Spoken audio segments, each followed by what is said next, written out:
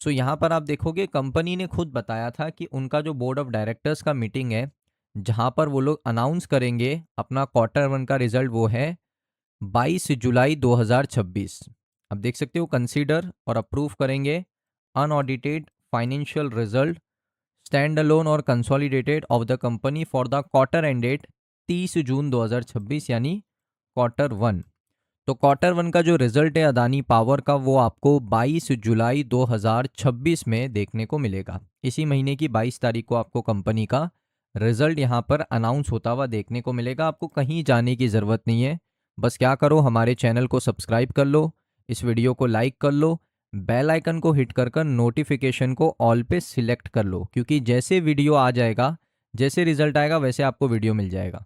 तो आपको कहीं जाने की ज़रूरत ही नहीं पड़ेगी, कोई सर्च करने की आपको ज़रूरत ही नहीं पड़ेगी, आपको घर पे नोटिफिकेशन आ जाएगा, आपके फ़ोन पे नोटिफिकेशन आ जाएगा। तो ये चीज़ का ध्यान रखना। सबसे पहले दोस्तों हमने देख लिया कि रिजल्ट कब आने वाला है, अब रिजल्ट कैसे आ सकता है उसके ऊपर बात करते हैं। सो दोस्तों, ये हमें प्रोवाइड किया है यूनिवेस्ट ने। यूनिवेस्ट ने हमें ये चीज़ प्रोवाइड करी है, नंबर्स है, एस्टीमेट नंबर है, कोई फाइनल नंबर नहीं है। एस्टीमेट का मतलब होता है कि एनालिसिस करने के बाद जो एनालिस्ट होते हैं उन्होंने एनालिसिस किया है, प्रीवियस क्वार्टर को किया होगा, प्रीवियस ईयर के सेम क्वार्टर को किया होगा, उसके बाद ये नंबर आया है, तो एक एस्टीमेट है, इतना आ सकता है। तो इसमें कोई फिक्स नंबर नहीं होता। आप देख सकते हो, ये है revenue. Quarter one financial year 27 का एस्टीमेट है, क्वार्टर वन फाइनेंशियल 26 का एक्चुअल है, पिछले साल का क्वार्टर वन।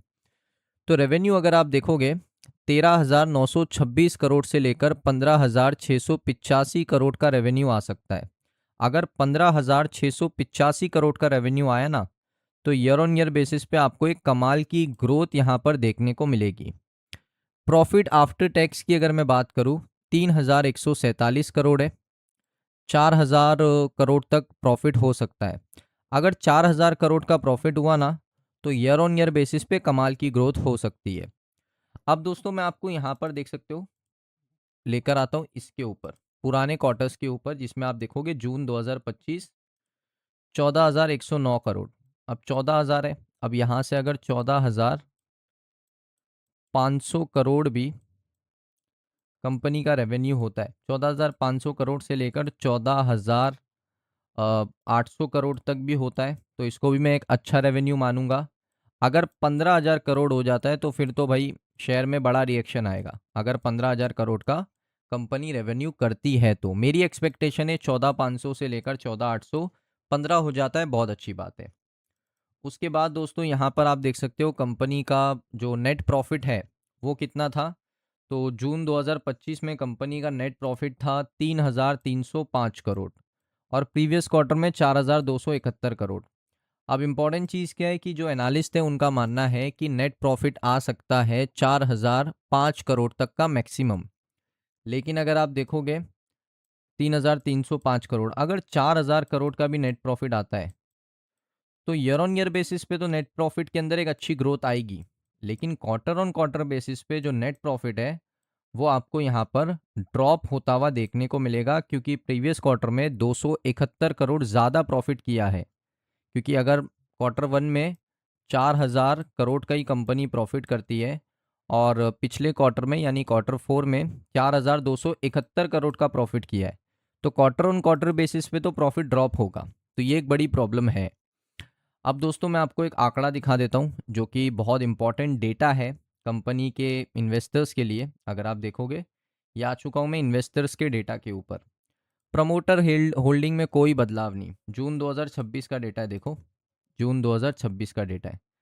प्रमोटर की होल्डिंग में कोई बदलाव नहीं, 74.96। एफआई की बात करूं, एफआई में 11.76। अगर आप देखोगे 11.73, तो 0.3% आई थिंक बढ़ा है, 0.3% एफआई ने माल खरीदा है। डीआई की बात करूं, 3.69% होल्डिंग था, 4.07 हो गया। यहाँ पर 0.37% स्टेक बढ़ा है, 0.37% स्टेक डीआई ने बढ़ाया क्वार्टर ऑन क्वार्टर बेसिस पे। पब्लिक की बात करें, तो पब्लिक ने अगर आप देखोगे 9.63 था, 9.20 हो गया, तो पब्लिक ने 0.42% सेल किया है। पब्लिक ने 0.42% सेल किया, जिसमें से थोड़ा स्टेक डीआई वालों ने लिया और ज़्यादातर स्टेक माफ़ करेगा, थोड़ा स्टेक एफआई वालों ने लिया और ज़्यादातर स्टेक डीआई वालों ने लिया है। तो ये था क्वार्टर वन का शेयर होल्डिंग पैटर्न आउट हो चुका है। अब दोस्तों यहाँ पर सभी लोग पूछते हैं भाई टारगेट क्या हो सकता है, टारगेट क्या हो सकता है। देखिए करंटली अगर आप देखोगे 218 रुपये पे ट्रेड कर रहा है। अगर आप इसका 52 वीक हाई देखोगे, मैं आपको दिखा देता हूँ, 52 वीक हाई 254 रुपये 254 गया है।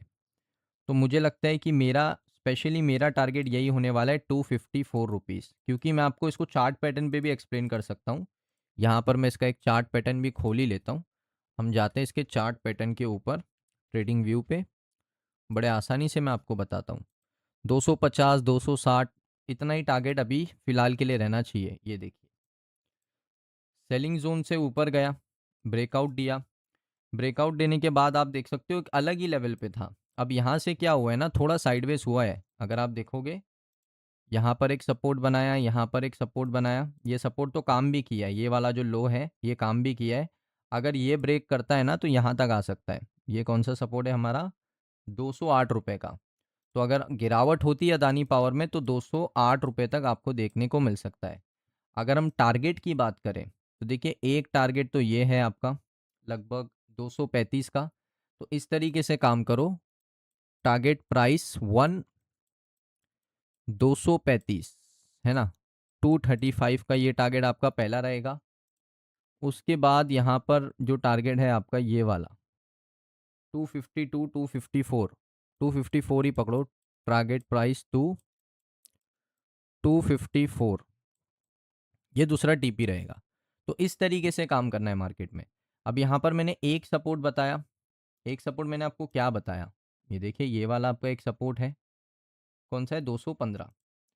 तो यहाँ पर एक 215 भी सपोर्ट है, 208 भी सपोर्ट है, 215 भी सपोर्ट है ना। यहाँ पर ये देखिए ये वाला एक सपोर्ट है 208 का और ये 215 भी एक सपोर्ट है। तो ये सपोर्ट हो गए आपके दो और ये आपके दो टीपी हो गए। तो दोस्तों ये वीडियो आपको कैसा लगा कमेंट सेक्शन में बताइए अदानी पावर का। अगर आपको वीडियो अच्छा लगा वीडियो को लाइक करें। चैनल के ऊपर अगर आप पहली बार आए हो चैनल को सब्सक्राइब कर लो। मिलता हूँ मैं आप सभी लोगों को नेक्स्ट वीडियो के अंदर।